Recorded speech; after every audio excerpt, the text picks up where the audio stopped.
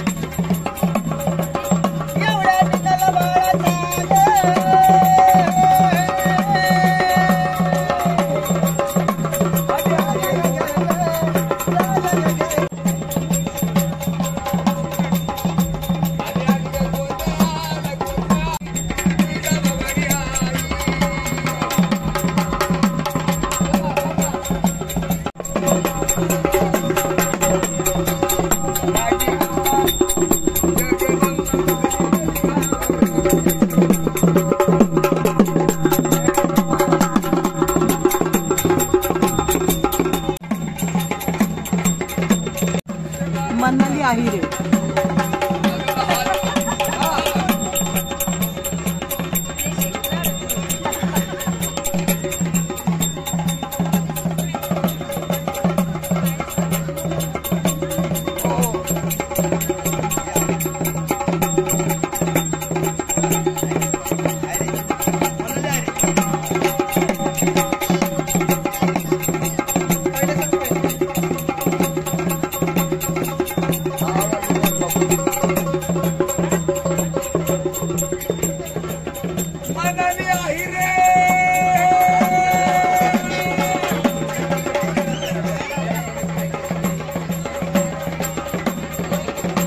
अशा पद्धतीने हा जो सिग्नल एकमेकांना दिला जायचा, एकमेकांचे निरोप आपापसात पोहोचवले जायचे, ते कशा पद्धतीने पोहोचवले जायचे हे आता आपण बघितलेलं आहे. आणि ह्या भीमथडी जत्रेमध्ये तुम्हालाही जर याची परीक्षा घ्यायची असेल तर भीमथडी जत्रेमध्ये नक्की या आणि हा जो गुप्तहेर खाते होते त्यातला नमुना तपासून घ्या.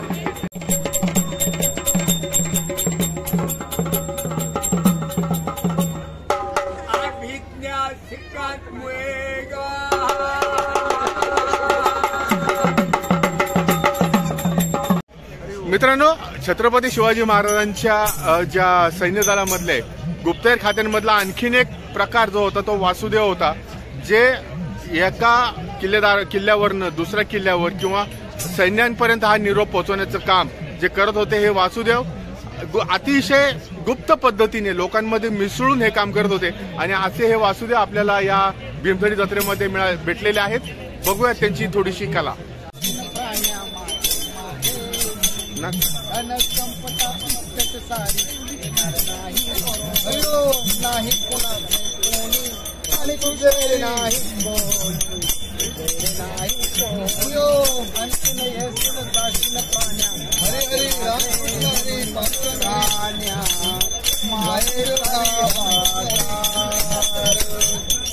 बापाशिवाय जन्म नाही, आईसारखी माया नाही, भावासारखी बाजू नाही, बहिणीसारखी ओळी नाही, नाही कुणाची कोणी, तुझे नाही कोणी, तुझे नाही कोणी.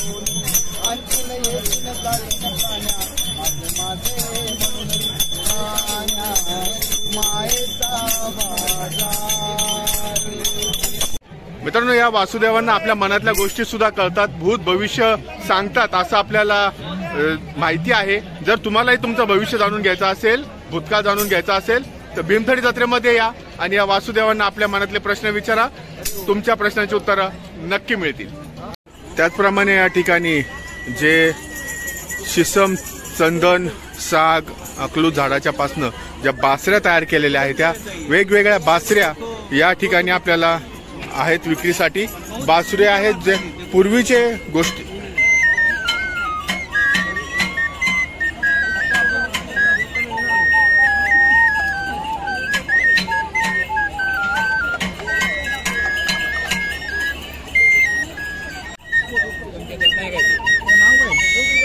आणि ह्या चिपळ्या ज्या आहेत ह्या आपण बघितल्या आहेत.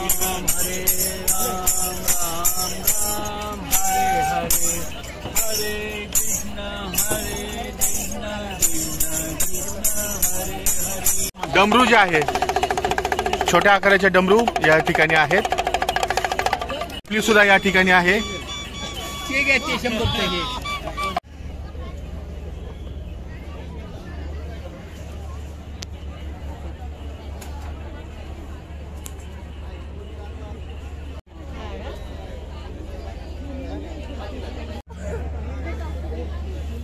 पारंपरिक पद्धतीचा जो कुंभार आहे, या कुंभार चक्रावर, चाकावर जे मडकी किंवा भांडी छोटी छोटी तयार केली जायची, ते कशा पद्धतीने करतात ते आता प्रात्यक्षिक या ठिकाणी चालू आहे.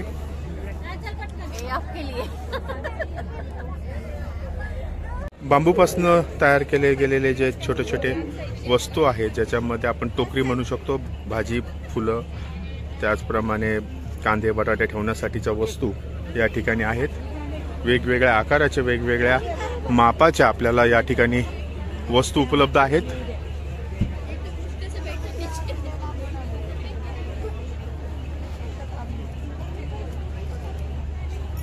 ही एक बास्केट.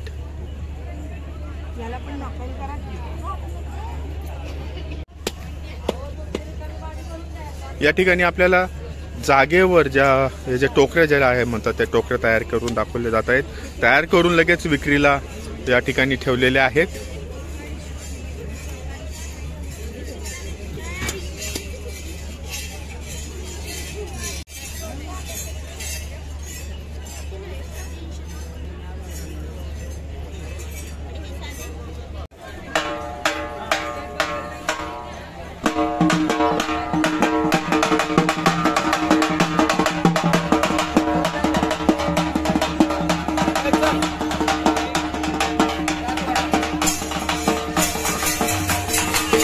आणखी हा एक पोतराज, ज्याला आपण म्हणतो पोतराज, जे स्वतःला त्या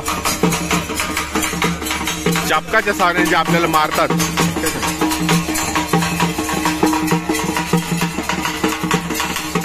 हे सुद्धा 12 बलुतेदारांपैकी एक प्रकार आहे, ज्यामध्ये आपण पूर्वी हे सगळे प्रकार आपल्याला बघायला मिळायचे, मात्र शहरामध्ये आता ही लोककला जी आहे, पूर्वीची कला जी आहे, आपल्याला बघायला मिळत नाहीये.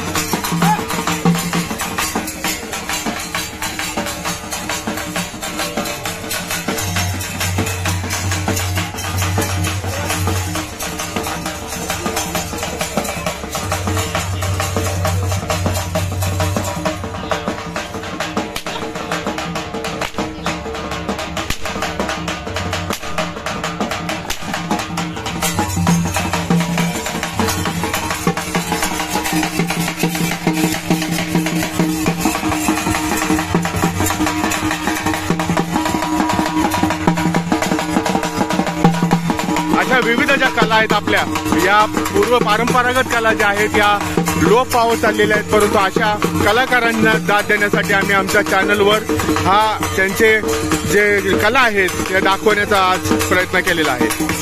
आणि हे लाकडांनी तयार केलेल्या ज्या वस्तू आहेत, पोळपट आहे, लाटणं आहे,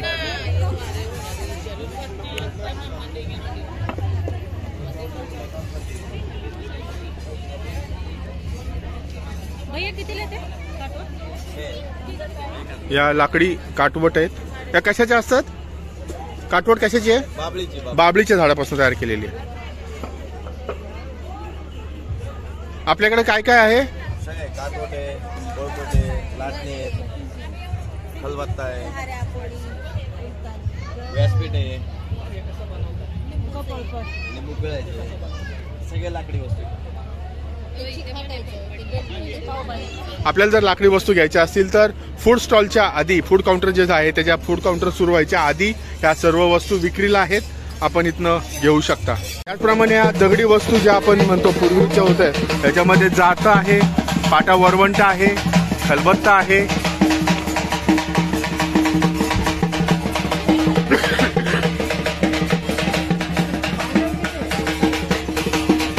त्याचप्रमाणे या ठिकाणी केरसुनी ज्या छोट्या छोट्या आपण लक्ष्मीपूजनच्या दिवशी किंवा इतर दिवशी पूजेसाठी वापरतो त्या केरसुन्यांचा स्टॉल या फूड कॉल्सच्या अगोदर आपल्याला ह्या सर्व पारंपरिक वस्तू बघायला मिळणार आहेत. ठिकाणी आणखीन कलाकुसरीच्या वस्तू या ज्या लाकडापासून तयार केलेल्या मूर्त्या आहेत या ठिकाणी आपण बघू शकतो. अतिशय चांगली अशी कलाकुसर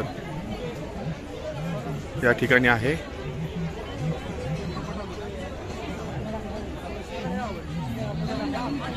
मित्रांनो, आज या भीमथडी जत्रेचा दुसरा दिवस आहे आणि या दुसऱ्या दिवशी सुद्धा आपण पारंपरिक विषय घेऊन आपल्या समोर आलेलो आहोत.